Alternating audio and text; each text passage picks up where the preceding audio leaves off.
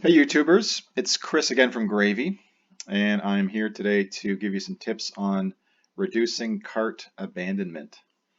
So that's when people go to your shopping cart, they might fill in their email and their name, but they don't actually complete the purchase. They don't put in their payment information and then they take off. And about typically two-thirds of people do this. But you can reduce the number of people that abandon their carts very quickly in Shopify, and I'm going to give you a quick tutorial on how to do that. The great thing about Shopify, as you can see, this is the home page they give you. If you go down, you'll see a tile. 99.1% of your abandoned checkout recovery emails were successful. So I have set up auto email. I believe I set it to 10 hours after the purchase to follow up with people that have started their checkout process but did not finish.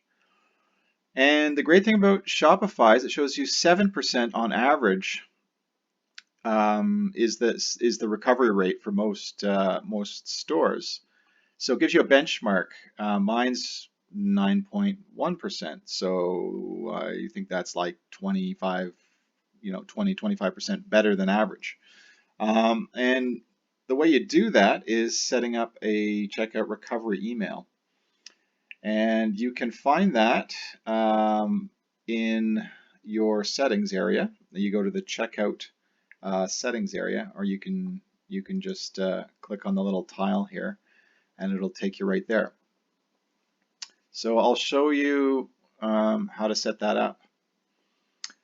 So basically, this is under the notifications. I'll just go and make sure you know under settings notifications, and let's go back so you know where it is. So settings,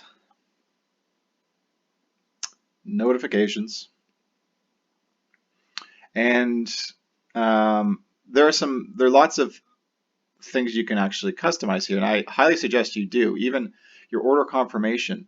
I customize mine just to talk about lead times, tracking information, and just to manage expectations. But I'm going to focus on the abandoned checkout email. So we go down to that. So what it does is it basically saves people's shopping carts. So they put in their email and their information, their name and address, but they don't. They have to go to a next page to put in their credit card information. And most people just go and they want to actually see the shipping cost, and before they actually hit purchase. So you can send them a saved shopping cart using this template. And basically, it's like a reminder, hey, we've saved your cart, get $50 off in my case. I sell high ticket items, so using a dollar value is recommended. But if you say sell items around $100, my average sale price is like $1,600. But if yours is around $100, often it's higher perceived value if you put a percentage, like 25% off, if you complete the purchase.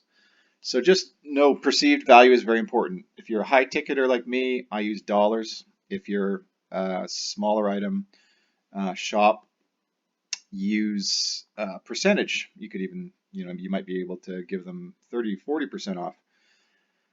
So just follow through the template and add in your offer. And basically, you need to set up an offer, and you need to set up a discount, and that's a coupon. And I can show you just shortly after I show you the template here for those that don't know how to set up a coupon. But it's very straightforward. So it basically says you've left an item in your cart. It will give you $50 if you complete it. And there's some contact information is always good if you have any questions. There might be other questions like related to shipping. So leave them a phone number and an email. And I always recommend, 1-800 number, an email, and even online chat for your store for social proof.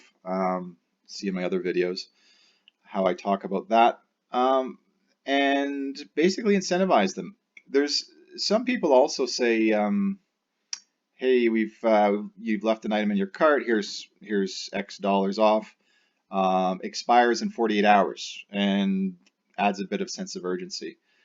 I've tested that, and I've found that it's just better with high ticket items. I don't want to rush people, and they're big purchases, and so it doesn't work so well for high ticket in my experience. In low ticket items, maybe it would make more sense because anything under $100 is often considered almost an impulse purchase for some people, or at least under $50. Um, so all you have to do is edit this template. It'll give you the HTML version and a text backup version. Um, just make sure you edit both, and then you hit preview to see what it looks like.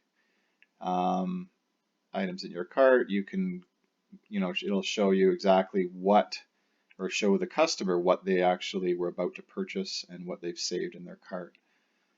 And it's always a good idea to send yourself a test email. But just backing up, so for those people that don't know how to set up discount codes or coupon codes, very easy. If you want to create a discount, you can do that by hitting the create discount in the top right. I use just the basic discount code. You add something like, usually all caps, $10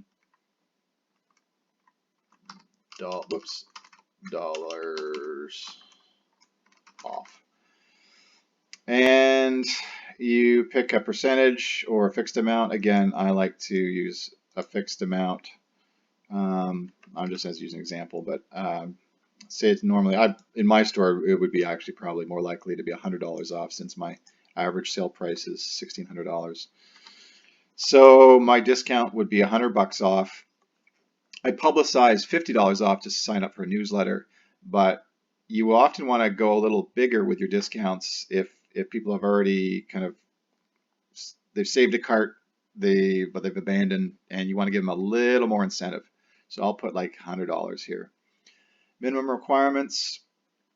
It depends on what you're doing. Again, like with $100, I generally put something like $1,000 minimum because obviously I don't want them to get a $100 item for free, or and I've got to make sure I watch my margins here. So that's like a 10% discount, which is reasonable, and I still have profit left over after marketing and all the other expenses. I usually put every customer is eligible. I would definitely put at least a limit to one use per customer just to prevent that same customer, just buying stuff for their friends, for example, or it just might open up some chance for abuse.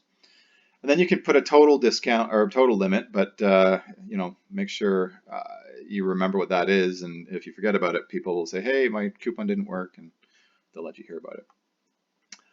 There's no end date typically by default. I often just leave it wide open, and then I think that's pretty much good. So the summary is here: $100 off, minimum purchase $1,000, one use per customer, active today, and then you just save the coupon discount code, and then it shows up in your discounts. So this is what you cut and paste and put in your email to stop people from leaving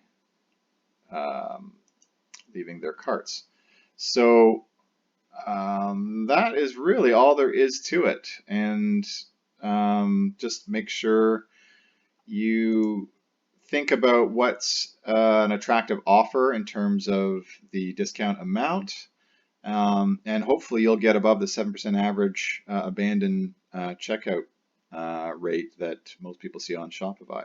And that's a great benchmark. See if you can get up to 10%.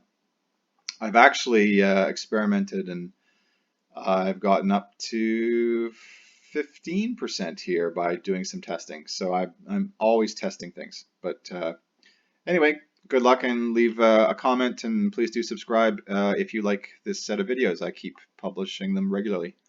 Thanks.